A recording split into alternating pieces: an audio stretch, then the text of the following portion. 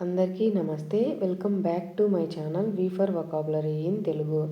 మనం today's topic వెళ్ళబోయే ముందుగా నేను మీకు లాస్ట్ వీడియోలో ఇచ్చినటువంటి ఛాలెంజ్కి ఆన్సర్ చూద్దాం. ఎవరైనా ఆ వీడియో చూడనట్లయితే ఖచ్చితంగా ఆ వీడియో చూడండి. సో నేను మీకు ఇచ్చినటువంటి ఛాలెంజ్ వచ్చేసరికి మెన్కి మ్యాన్కి డిఫరెన్స్ తెలుసుకున్నాం కదా నిన్న. ఎక్కడ ఎందుకు ఎవరికి వాడాలి అనేది కూడా మనం క్లియర్గా నేర్చుకున్నాం. సో చాలామంది కరెక్ట్గానే ఆన్సర్ చేశారండి, ఒకళ్ళిద్దరు తప్ప. సో ఇప్పుడు మనం కరెక్ట్గా ఆన్సర్లు చూద్దాం.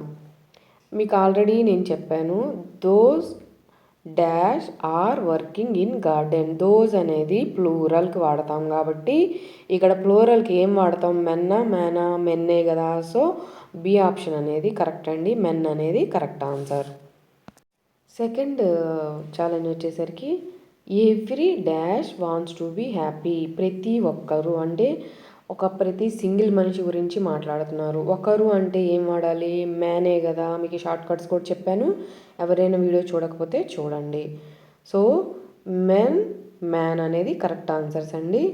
So coming to the today's topic. So ఈరోజు మనం నేర్చుకోబోయే వొకాబులరీ అనేది మనందరికీ తెలుసు. రీసెంట్గా కర్నూలు బస్ ఫైర్ యాక్సిడెంట్ జరిగింది కదా. దాన్ని మనం ఇంగ్లీష్లో మనం ఎక్స్ప్లెయిన్ చేయాలి అంటే 10 పదాల్లో మనం ఈ వొకాబులరీతో ఎక్స్ప్లెయిన్ చేయొచ్చండి. సో ఈరోజు అదే నేర్చుకుందాం. ఇది స్పీచ్లెస్ అనమాట.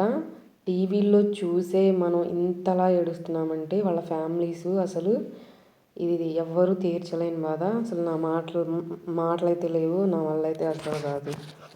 So coming to the today's topic. First word వచ్చేసరికి డెత్ ట్రాప్ అండి. డెత్ ట్రాప్ అని పలకాలి. తెలుగులో కూడా ఎలా పలకాలి ప్రతి పదం కింద ఇచ్చాను చూడండి. డెత్ ట్రాప్ అంటే మరణ ఉచ్చు లేదా ప్రాణాపాయ స్థలం, ప్రమాదకరమైన స్థితి అని అర్థం అనమాట. ఈ ఇన్సిడెంట్లో కూడా అంతే కదా. ఆ బస్సే వాళ్ళకి మరణ ఉచ్చులా మారిద్దని ఎవ్వరూ ఊహించలేదు. ఆ బైక్ అనేది వాళ్ళకి ప్రాణాపాయ పరిస్థితి, ప్రాణాపాయ స్థలం అనేది ఎవ్వరూ అసలు ఇమాజిన్ కూడా చేయలేదన్నమాట. సో అర్థమైంది కదా. దీన్ని మనం ఈ పదాన్ని వాడి ఎగ్జాంపుల్లో చెప్పాలి అంటే, driving without brakes is like sitting in a death trap. Driving without brakes is like sitting in a death trap అంటే బ్రేకులు లేకుండా డ్రైవ్ చేయడం అనేది మరణ ఉచ్చు లాంటిదే, మరణ ఉచ్చులో పడ్డట్టే అని అర్థం అన్నమాట. తెలిసిందే కదా మనందరికీ. So coming to the next word, vulnerable. ఎలా పలకాలి ఆ వర్డ్ కింద ఇచ్చాను చూడండి. వల్నరబుల్ అంటే ప్రమాదానికి దగ్గరగా, దుర్బలమైన, లేదు అంటే నష్టపోయే స్థితికి చాలా దగ్గరలో అని అర్థం అన్నమాట. సో వీళ్ళు కూడా అంతే. ఇంకా 5 మినిట్స్లో బతకగలిగిన వాళ్ళే బతకగలిగారు, మిగతా వాళ్ళందరూ ఆల్మోస్ట్ చావుకి దగ్గరలోనే ఉన్నారు కదా. అలాంటి సందర్భమే అనమాట. దీన్ని మనం ఎగ్జాంపుల్గా చెప్పాలి అంటే, drivers become vulnerable when they drive fast. వేగంగా డ్రైవ్ చేసినప్పుడు డ్రైవర్లు ప్రమాదానికి గురయ్యే అవకాశం ఎక్కువ. ఎప్పుడైతే డ్రైవర్స్ వేగంగా డ్రైవ్ చేస్తారో అప్పుడు వాళ్ళు ప్రమాదానికి దగ్గరగా ఉన్నట్టు అని అర్థం అండి. సో అర్థమైంది కదా. Coming to the next word, tragedies అంటే విషాదాలు. ఇంకా చెప్పాలి అంటే భారీ దుఃఖకరమైన సంఘటనలు. మనకు అర్థమయ్యేలాగా వివరంగా చెప్పాలి అంటే ప్రాణ నష్టం కలిగించే ఘటనలు అని అర్థం అండి వాడుక భాషలో అయితే. సో మనకి ఇదే ఎగ్జాంపుల్, మన కర్నూలు బస్దే. సో దీన్ని ఎగ్జాంపుల్గా చెప్పాలి అంటే, road tragedies are increasing every year. Road ప్రమాదాలు ప్రతి సంవత్సరం పెరుగుతున్నాయి అని అర్థం అండి. సో నేను చెప్పేది ఏంటి అంటే, ఖచ్చితంగా అందరం పోవాల్సిన వాళ్ళమే. ఉన్నప్పుడే మన కుటుంబంతో హ్యాపీగా గడపండి. మన పిల్లలతో, మన పేరెంట్స్తో, అందరితో హ్యాపీగా ఉండండి. మన పెద్దవాళ్ళు అంటూ ఉంటారు కదా, మనిషి జీవితం అనేది నీటి మీద బుడగ లాంటిది అని. సో అందరూ జాగ్రత్తగా ఉండండి. నెక్స్ట్ వర్డ్ వచ్చేసరికి అపరెంట్లీ. అపరెంట్లీ అంటే స్పష్టంగా అని అర్థం అండి. అంటే ఎలా చెప్పాలి అంటే చూస్తుంటే అలా అనిపిస్తుంది అంటూ ఉంటారు కదా. నేను ఈ వర్డ్ గురించి ఆల్రెడీ ఎక్స్ప్లెయిన్ చేశాను, చూడండి వీడియోస్లో. అంటే వాడుక భాషలో చెప్పాలి అంటే అలా ఉన్నట్టుంది అని చెప్పాల్సిన సందర్భం అనమాట. అంటే అంచనా వేస్తాం అనమాట. ఇప్పుడు మనందరికీ అక్కడ లైవ్లో లేకపోయినా ఆ బస్సు కింద పడ్డ ఒక బైక్ అడ్డు రావడం వల్లే ఆ ఫ్యూయల్ ట్యాంక్ ఎప్పుడైతే బరస్ట్ అయిందో ఇదంతా జరిగిందని మనందరికీ స్పష్టంగా కనిపిస్తుంది కదా. సో అదే ఎగ్జాంపుల్ అనమాట. సో ఈ పదాన్ని వాడి ఇంగ్లీష్లో మనం ఎగ్జాంపుల్గా మాట్లాడాలి అంటే apparently the road was two slippery. Apparently the road was two slippery అంటే ఆ రోడ్డు చాలా జారుగా ఉన్నట్టుంది, చూస్తుంటే ఆ రోడ్డు జారిపోయే తత్వం కలిగి ఉన్నట్లుంది. అంటే రెయిన్ పడుతుంది కాబట్టి. సో అర్థమైంది కదా. Coming to the next word. Next word వచ్చేసరికి ట్రిగ్గర్డ్. ఈడీ వచ్చింది అంటే ఆల్రెడీ జరిగిపోయింది. అంటే ప్రేరేపించబడిన, అంటే అసలు దేనితో మొదలైంది అని అర్థం అన్నమాట. అసలు ఇక్కడ మన ఈ యాక్సిడెంట్ దేంతో మొదలైంది, ఫ్యూయల్ కింద ఎప్పుడైతే ఆ బైక్ అనేది ట్రిగ్గర్ పాయింట్. ఇక్కడ బైక్ అనేది ట్రిగ్గర్ పాయింట్. ఆ ఫ్యూయల్ ట్యాంక్ వేలి ఇంత జరిగి కొలాప్స్ అయింది, అవునా. సో అదనమాట ప్రేరేపించబడిన అని అర్థం అండి. సో దీన్ని ఈ వర్డ్ని వాడి ఎగ్జాంపుల్ చెప్పాలి అంటే the driver's mistake triggered the crash. The driver's mistake triggered the crash. Driver పొరపాటు ప్రమాదానికి కారణమైంది. ఇక్కడ కూడా సేమ్ కరెక్ట్ ఇదనమాట, suitable. So coming to the next word collided. Next word ఏంటి, కలాయిడెడ్ అని పలకాలండి. చాలామంది ఈ వర్డ్ని కొలాయిడెడ్ అంటూ ఉంటారు, ప్రొనౌన్సియేషన్ కరెక్ట్ చేసుకోండి. కలాయిడెడ్ అని పలకాలి. ఢీ కొన్నాయి, ఈడీ వచ్చిందంటే ఆల్రెడీ పాస్ట్ టెన్స్కి రిలేటెడ్, జరిగిపోయింది. ఢీ కొనడం ఏంటి, గుద్దుకున్నాయి అంటే గట్టిగా బలంగా ఒకదానికొకటి తగులుకోవడం అనమాట కలాయిడెడ్ అంటే. సో ఇక్కడ కూడా అదే జరిగింది కదా. బస్సు వెళ్ళి ఆ బండిని గుద్ది కొన్ని కిలోమీటర్ల వరకు లాక్కెళ్ళింది, ఓకేనా. సో మీ అందరికీ తెలిసి నేనేం ఎక్స్ప్లెయిన్ చేయాల్సిన పని లేదు.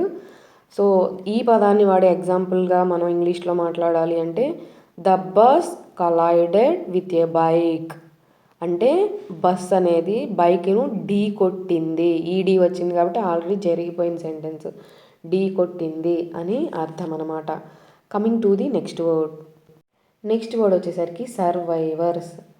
సర్వైవర్స్ అంటే ప్రాణాలతో బయటపడ్డవారు, ప్రమాదం నుంచి తప్పించుకున్నవారు అని అర్థమండి. సో మీకు ఆల్రెడీ ఈ పదం గురించి వివరంగా ఎక్స్ప్లెయిన్ చేశాను, ఎవరైనా చూడని వాళ్ళు ఉంటే చూడండి. ఈ పదాన్ని వాడి మనం ఎగ్జాంపుల్ సింపుల్గా మాట్లాడాలంటే ఇంగ్లీష్లో the survivors were in shock after the accident. The survivors were in shock after the accident అంటే ప్రమాదం తర్వాత ప్రాణాలతో బయటపడ్డవారు షాక్లో ఉన్నారు. ఎవరైనా అంతే కదా, అసలు నిజంగా మళ్ళీ బతికామురా అనుకుంటారు. So coming to the next one barely. Barely అంటే అతి కష్టం మీద, ఎంతో హార్డ్గా ప్రయత్నించాక ఇంకా చివరి నిమిషంలో అని అర్థం అండి. సో ఈ పదాన్ని వాడి మనం సింపుల్గా ఇంగ్లీష్లో మాట్లాడాలి అంటే she barely escaped from the fire. She barely escaped from the fire అంటే ఆమె అగ్ని ప్రమాదం నుండి అతి కష్టంగా తప్పించుకుంది. ఇప్పుడు బయటపడ్డ వాళ్ళు కూడా సేమ్ సిచ్యువేషన్ అనమాట, అతి కష్టం మీద బయటపడ్డారు. సో అర్థమైంది కదా. Coming to the next word. Next word వచ్చేసరికి ఈర్లీ. ఎలా పలకాలి కింద ఇచ్చాను చూడండి.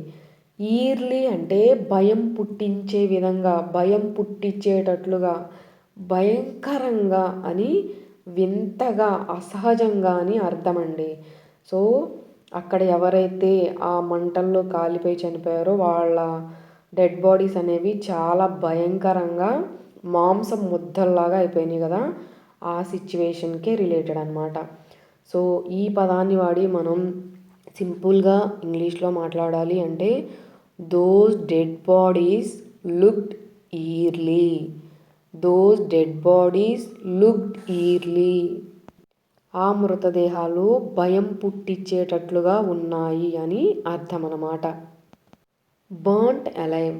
నెక్స్ట్ వర్డ్ వచ్చేసరికి బర్న్ట్ అలైవ్ అంటే సజీవ దహనం, అంటే బతికి ఉన్నప్పుడే కాలిపోయారు అని అర్థం అండి. సో అర్థమైంది కదా. ఈ పదాన్ని వాడి మనం ఎగ్జాంపుల్గా చెప్పాలంటే ఇదే సిచ్యువేషన్ ఎగ్జాంపుల్ అండి. The passengers were burnt alive when the bus caught fire. The passengers were burnt alive when the bus caught fire.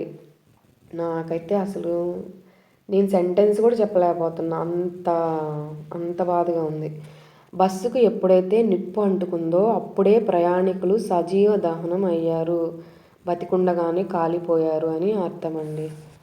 Coming to the next word వచ్చేసరికి highly inflammable. Highly inflammable. Highly అంటే తొందరగా, సులభంగా, బాగా అని అర్థం. Inflammable అంటే Monday గుణం కలిగింది, మంటలు అంటుకునే పదార్థం అని అర్థం అండి. సో అర్థమైంది కదా. సో మనందరికీ తెలుసు బస్సులో ప్లాస్టికే కాబట్టి అది ఈజీగా తగలబడిపోద్ది. అంతా సీట్లన్నీ స్పాంజెస్ అలా ఉంటాయి. నేను ప్రత్యేకంగా ఏం చెప్పక్కర్లేదు, అసలు నా వల్ల అవ్వట్లేదు ఈ వీడియో ఎక్స్ప్లెయిన్ చేయడం కూడా. సో దీన్ని ఎగ్జాంపుల్గా చెప్పాలి అంటే petrol is highly inflammable. Petrol is highly inflammable. Petrol బాగా సులభంగా మండే గుణం కలది. మన ఇక్కడ ఈ సిచ్యువేషన్లో కూడా ఆయిల్ ట్యాంకర్ బరస్ట్ అయ్యే కదా, మొత్తం లైవ్లో కాలిపోయారు. సో అదే అర్థం అనమాట. సో మీ అందరికీ ఈ వీడియో నచ్చింది, యూజ్ఫుల్ అనే అనుకుంటున్నాను. సో మీ అందరికీ ఈ ఇన్సిడెంట్ కూడా ఈ 10 పదాల ద్వారా అర్థమైందని అనుకుంటున్నాను. మనందరికీ తెలుసు ఇన్సిడెంట్ ఏంటి అనేది. సో నేను ఈరోజు మీకు ఇవ్వబోయే ఛాలెంజ్ వచ్చేసరికి సేఫ్టీ స్టాండర్డ్స్. ప్రతి గవర్నమెంట్ కూడా ఖచ్చితంగా ఓట్ల కోసం కాదండి, మన కోసం కనీసం బాధ్యత. అసలు ప్రతి బస్ చెక్ చేయాలి, ప్రతి ఒక్క ప్రయాణికులకి పలానా చోట ఇది ఉంటుంది, మీకు ఏదైనా ఇబ్బంది అయితే అని చెప్పి నెంబర్స్ కానీ ఇవన్నీ ప్రొవైడ్ చేయాలి. మీకు ఈ పదాలు యూస్ఫుల్ అనే అనుకుంటున్నాను.